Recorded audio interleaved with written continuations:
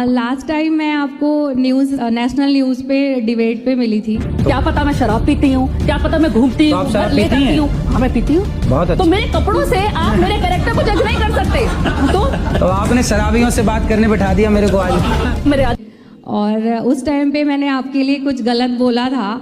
जब मैं सोचती थी कि ये बाबा सब ढोंगी होते हैं, मतलब बाबा कुछ नहीं होते, जो होते हैं बस कृष्णा ही है सब कुछ, बाबा नहीं होते हैं। बट जब मैं यहाँ पे आई वृंदावन और मैं आपके आश्रम में आई और यहाँ की सेवा को देखी, जिस तरीके से आप इतनी विध माताओं की सेवा करते हो, इतने सारे बच्चों का लालन पालन कर रहे हो, और तो और पूरा टाइम आपका 24 घंटे जो आपका किचन ओपन रहता है और इतने लोग प्रसाद के रूप में भोजन ग्रहण करते हैं, वो देखकर मेरी सोच बिल्कुल ही चेंज हो गई है।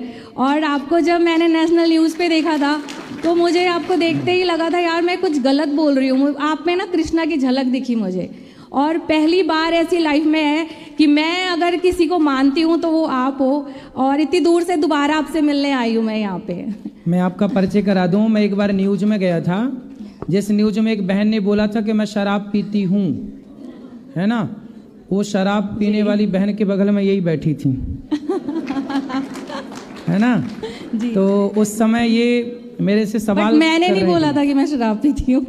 हाँ, आपने नहीं उन्होंने बोला, बोला नहीं था, आपने yes, नहीं yes, बोला, हाँ आप उनके बगल में बैठी थी। हाँ जी। उस समय न्यूज में एंकर में ये भी थी मेरे सामने डिबेट में। जी। तब ये गौरी गोपाल को जानती नहीं थी, तो ये बहुत क्रॉस क्वेश्चन कर रही थी उस समय कि ये गलत है वो गलत है, लेकिन जब यहाँ आके देखा तो देखो इन्हें सब अच्छा लगा। जी बिल्कुल। तो मेरा आपसे एक प्रश्न है। भगवान का दिया, कृष्णा को मैं बचपन से ही मानती हूँ बहुत ज़्यादा, और उनका टैटू भी करवाया अपने हाथ पे। जी। तो मैं ये कहना चाहती हूँ कि भगवान का दिया सब कुछ है, अच्छा घर है, परिवार है, गाड़ी है, फेम है, नाम है, पैसा है, बट सुकून नहीं है। तो ये सुकून कैसे मिलेगा? जब मैं कृष्णा से जुड़ती हूँ तो मुझे सुकून मिलता है, बट इतना ज़्यादा अपने काम में बिजी रहती हूँ कि मुझे टाइम ही नहीं मिल पाता कि मैं उनसे जुड़ पाऊँ। तो उसके लिए क्या जब करें? से आप वृंदावन आने लग गई हैं, जब से आप थोड़ा कथा सुनने लग जाएंगी जी।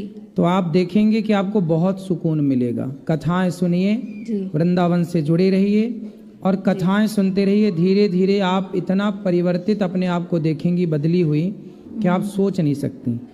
हम ना कोई यहाँ पर कोई किसी को टैबलेट नहीं देता, कोई इंजेक्शन नहीं है, लेकिन फिर भी लोगों का हृदय ना परिवर्तित हो जाता है। मैं आपको बताऊं, कल की एक बात, 3 भाई हैं, तीनों भाई आपस में बात नहीं करते थे। 3 देवरानी जेठानी, 3 भाई की तीनों पत्नियां, उनका परिवार बिल्कुल टूटने की कगार में था।